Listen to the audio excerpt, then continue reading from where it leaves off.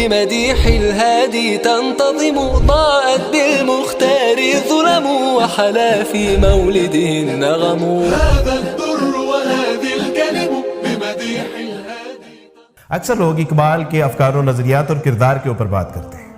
میں تو یہ کہتا ہوں کہ اگر اللہ سبحانہ و تعالیٰ نے حشر والے دن اقبال سے یہ پوچھ لیا نا کہ اقبال کیا لے کے آئے ہو، اور اقبال نے کہا کہ اللہ سبحانہ و تعالیٰ جی دامن تو بالکل اعمال سے خالی ہے، لیکن دنیا میں آپ کے شعروں میں سے ایک ایسا شعر تھا کہ جس کو عرب بھی سنتا تھا، عجم بھی سنتا تھا.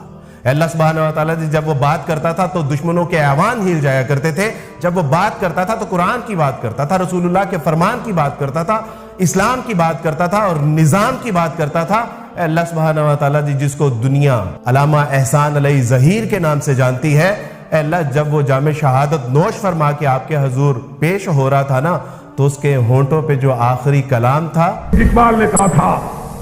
کہ کافر ہے تو شمشیر پہ کرتا ہے بھروسہ اور مومن ہے تو بے تیز بھی. اللہ سبحانہ و تعالیٰ جی وہ میرے ہی اشعار تھے، اور مجھے اللہ کے یہاں پوری امید ہے کہ اقبال کی نجات کے لیے یہ عمل کافی ہو جائے گا انشاءاللہ.